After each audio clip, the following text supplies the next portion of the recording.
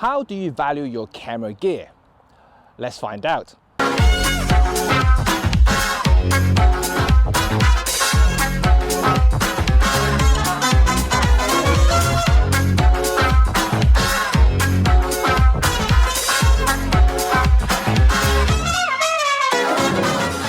Hi, it's Jimmy here and welcome back to my channel.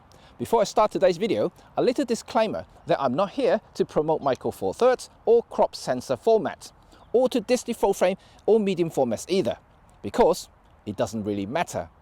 This video is made to discuss the tangible values in camera gear and how one sees it differently to others, based on my own experience in photography.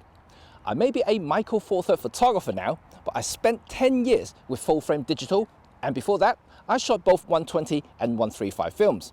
So I have a vast experience in multiple formats. And of course, it's subjective and you may have a very different view on what I'm about to say. You see, photography back in the film days was much simpler and easier to put a price tag on things. Cameras were simple and most manufacturers can easily differentiate their products and values based on a few simple feature sets and the grace of their lenses. Image quality was solely determined by the quality of the lenses and nothing else, providing a set datum point of a chosen film stock. But these days, things are a lot more complicated. Camera manufacturers have to deal with processors, sensors, software development, and even AI stuff. Lenses are no longer the only deciding factor on photographers' minds. Well, I'm an old school photographer, and I still value lenses more than anything else. But nowadays, many photographers love to talk about how much you can push ISO on the camera, and how clean the sensor can produce at high ISO settings, refresh rate, heat generations, and many more. And it's just crazy.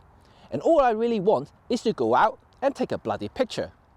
With that said, all these techs are good, very good indeed, and we can definitely get more from the advancement of each and every single one of them. And there is no doubt about it. But techs are also what modern photographers emphasize the value on. In a more tangible terms, camera prices have also skyrocketed in recent years. I used to pay $1,000 for a top-end 35mm SLR in the early 2000s, and that was considered to be very expensive, because no matter how good the camera is, it's only a fourth of a picture. You still need a top-end glass, the choice of a great film stock, and a competent printer to complete the story.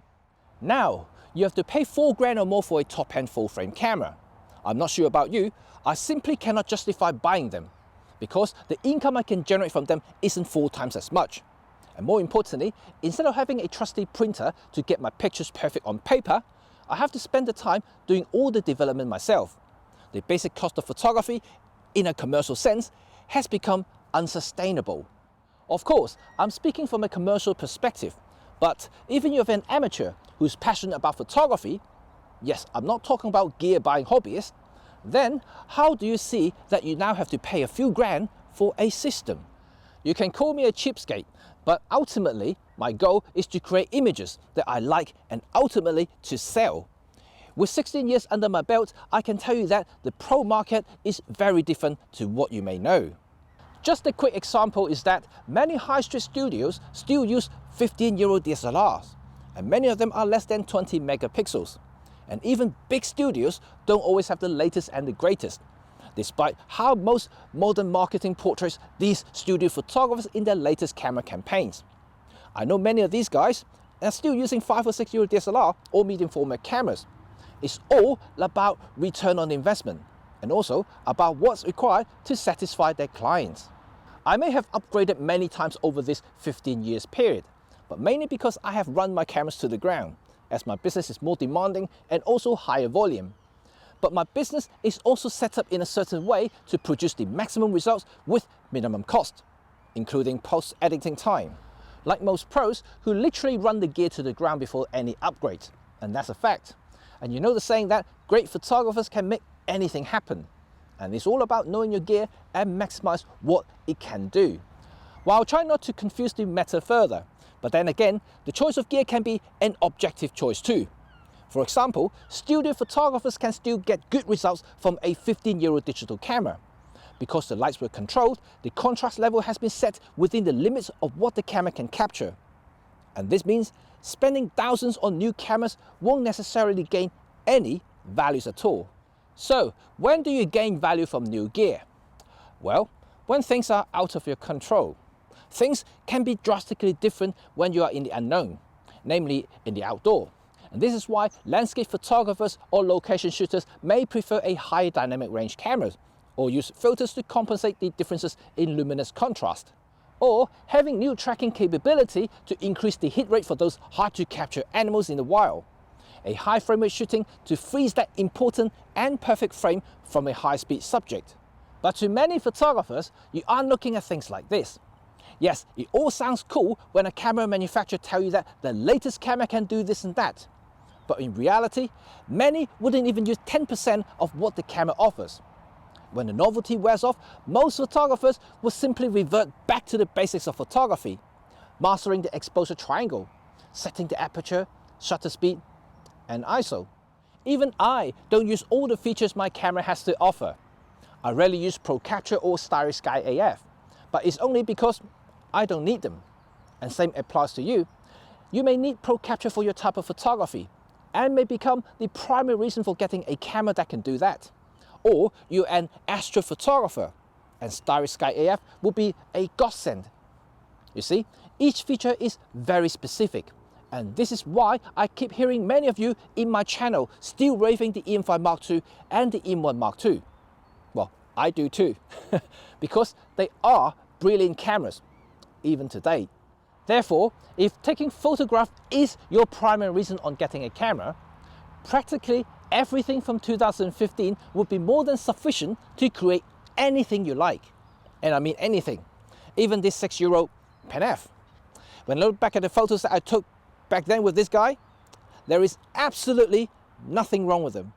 If you consider only the latest image capturing machine can deliver the results that you can accept, well, that means that anything you captured before would be a waste, and none would consider to be acceptable or has any value. Then perhaps you are more a technical camera analysis who will enjoy doing the lab test for DP review. But there is nothing wrong about it too. However, if you're a genuine photographer, the journey of making your next masterpiece, the challenges you face when capturing that magical moment, should be your primary enjoyment. The result you see on that piece of photo paper or screen should put a smile on your face. And all that without the need of using a magnifying glass to analyze individual pixel. Finally, if you want to get a brand new camera in 2021, or whatever year you're in when watching this video, well then it doesn't really matter to get a Micro Four Thirds, APS-C, full frame, or even medium format. And this is the sole reason why smartphones are taking over. And not that they are superior to dedicated camera, but rather they satisfy most people's needs, just snapping photos. What I find is that there are less and less real photographers in this day and age. You have the snappers who use smartphones, then there are tech geeks and gadget lovers who enjoy analyzing pixel quality and dynamic range. In the end, they are toys to either groups. Well, I'm here in this channel hoping to build that rare group that is sandwiched in between. A group who is genuinely interested in image creation, who values photography more than the tools which capture them, no matter one's preference. In the end, we are all photographers. Peace.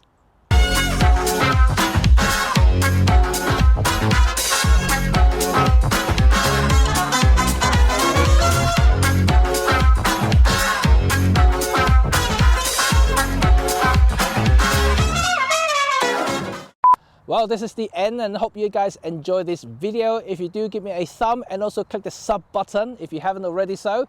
Yeah, I'm going to continue heading out to take some photos for, well, to test this guy here. This is the latest 20mm 1.4 Pro on a Pen F.